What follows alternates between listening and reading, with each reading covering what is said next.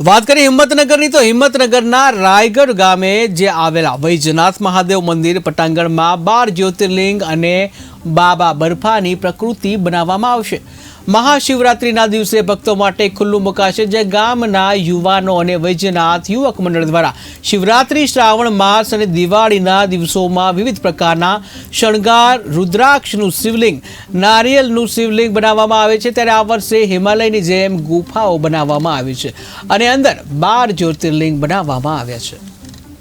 દર વર્ષની જેમ આ વર્ષે હિંમતનગર તાલુકાનું રાયગઢ ગામમાં બિરાજમાન શ્રી વૈજનાથ મહાદેવ સ્વયંભૂ શિવલિંગ છે, એના સાનિધ્યમાં ગામના યુવાનો દ્વારા આ વર્ષે હિમાલય, અમરનાથ અને 12 જ્યોતિર્લિંગના દર્શન શિવરાત્રિમાં દર્શન માટે મૂકવામાં આવશે અને આ હિમાલય બનાવવામાં 500 થી 700 ફૂટ કાપડનો ઉપયોગ કરવામાં આવ્યો છે, 200 કિલો બરફનો ઉપયોગ કરવામાં આવ્યો અને 12 જ્યોતિર્લિંગમાં પીઓપી 400 કિલોનો પીઓપીનો ઉપયોગ કરવામાં આવેલ છે।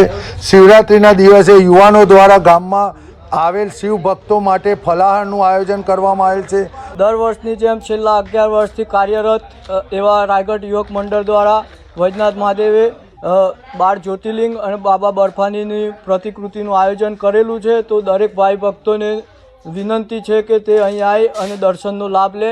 રાયગઢ ગામના અરવલ્લી ગિરિમાળાના પર્વતમાળાઓના તળેટીમાં આવેલ વૈજનાથ મહાદેવમાં શિવરાત્રિ મહોત્સવ 2024નું આયોજન કરવામાં આવેલું છે।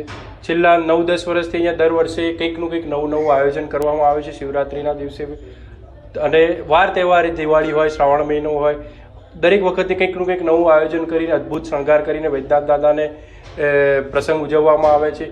સૌ યુવા મિત્રો, યુવકો ખૂબ રંગેચંગે એમાં ભાગ લે છે અને પ્રસંગને પાર પાડે છે। હું પોતે પણ અમદાવાદ નિવાસી છું અને દર તહેવાર